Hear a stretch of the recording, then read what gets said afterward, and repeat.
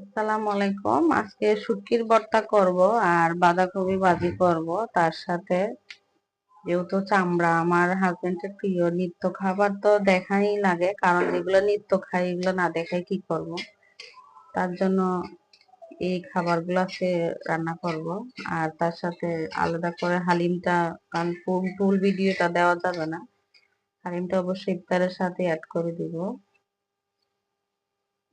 তো এখানে আমি সব মশলা দিয়ে দিলাম। আর এই পর্যায়েটা হয়ে গেল আস্তে আস্তে। তেল দিয়েছি আমার পরিমাণ মতো, আর পানি টানি আর কিছু লাগবে না, ময় মশলাও লাগবে না। এদিকে আমার ভাজিটা হবে, আর তার পাশাপাশি আমি ভর্তাটাও বাইটে ফেলাবো, কারণ ভর্তাটা যেহেতু বাড়তেই হবে। আমি এখন রান্না বসাবো, এদিকে ভর্তা বাড়বো। শুকনা মরিচ, কাঁচা মরিচ দুটোটা দিয়ে ভর্তাটা বানাবো, তার জন্য আমি এখন শুকনা মরিচটা আগে বাইটে রেখেছি। আমার মরিচটা বাটা হয়ে গেছে, আমি এই পর্যায়ে শুটকি গুলা বাইটে নিব। তার সাথে এখানে রসুন আছে আর কাঁচামরিচ আছে, এগুলো আমি বাটবো। কাঁচামরিচটা টানলে একটা গ্রান হয়, রসুনটা টানলে একটা গ্রান হয়। তো পেঁয়াজও দিয়ে দিলাম, আর এদিকে লবণ দিলাম, আর রসুনটা এখনো বাটি নাই, রসুনটা এখানে রয়ে গেছে, এগুলো বাটবো আগে।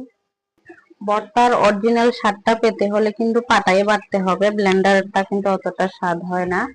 যার কারণে এই রমজান মাসে এত কষ্ট করে ভর্তাটা আমি বাটলাম।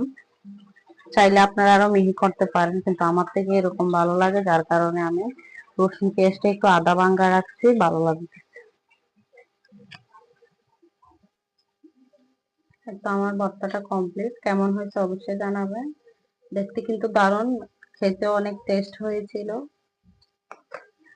আর এইভাবে পাটাপুটি ভাত কে কে খেয়েছেন অবশ্যই জানাবেন, কারণ আমার আম্মু এভাবে আমাদেরকে খাওয়াইতো, আমার থেকে ওইভাবে খেতে ভালো লাগে।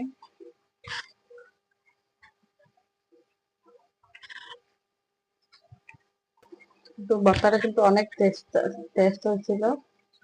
আমার খাওয়া শেষ। তোমার ভাজিটা হয়ে গেছে, তেল বেশি, যার কারণে আমি তেলটা রাখি, ভাজিতে উঠিয়ে নিতেছি। দুর্দান্ত একটা ভর্তার রেসিপি, ভর্তাটা অনেক স্বাদ, আর এই ভাজিটা কিন্তু দেখতে অনেক লোভনীয়, খেতে অনেক টেস্ট।